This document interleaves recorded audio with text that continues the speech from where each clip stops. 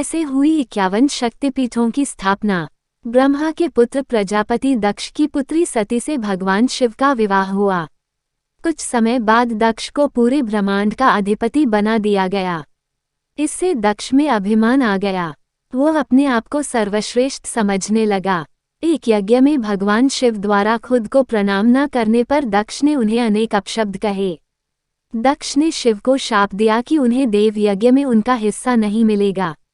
ये सुनकर नंदी ने भी दक्ष को शाप दिया कि जिस मुंह से वह शिव निंदा कर रहा है वह बकरे का हो जाएगा। कुछ समय बाद दक्ष ने एक भव्य यज्ञ का आयोजन किया। उसमें सभी देवी देवताओं को बुलाया गया पर अभिमानी दक्ष ने शिव को उस यज्ञ से बहिष्कृत कर दिया। किसी तरह सती को ये पता चला तो उन्होंने शिव से उस यज्ञ में जाने की अनुमति मांगी। पहले तो शिव ने उन्हें समझाया पर जब वे नहीं मानी तो उन्होंने सती को वहां जाने की अनुमति दे दी। सती अपने पिता के घर पहुंची तो दक्ष ने उनसे आंखें फेर लीं। सती यज्ञ में शिव का भाग न देखकर रुष्ट हो गईं और सभी को बुरा भला कहने लगीं। ये सुनकर दक्ष ने भी शिव निंदा प्रारंभ कर दी। ये सुनकर सती को बड़ा दुख हुआ और उन्होंने योगाग्नि से अपने शरीर को भस्म कर दिया।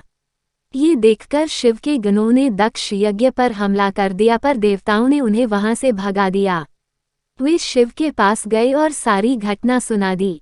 ये सुनकर शिव को बड़ा क्रोध आया। उन्होंने अपनी एक जटा को उखाड़कर जमीन पर मारा जिससे वीरभद्र और महाकाली प्रकट हुए। शिव ने उन दोनों को दक्ष का यज्ञ विध्वंस करने की आज्ञा दी। उन्होंने पल भर में ही दक्ष का यज्ञ विध्वंस कर डाला और वीरभद्र ने दक्ष का सिर काटकर उसे यज्ञ कुंड में फेंक दिया। ये देखकर देवताओं में हड़कंप मच गया और उन्होंने शिव स्तुति प्रारंभ कर दी। उनकी स्तुति उन्होंने सभी को जीवनदान दे दिया और दक्ष के शरीर पर बकरे का सिर लगाकर उसे भी जीवित कर दिया। बाद में शिव की अनुमति से दक्ष ने अपना यज्ञ पूरा किया। अपनी प्रिय पत्नी के शव को लेकर शिव पूरे ब्रह्मांड में घूमने लगे।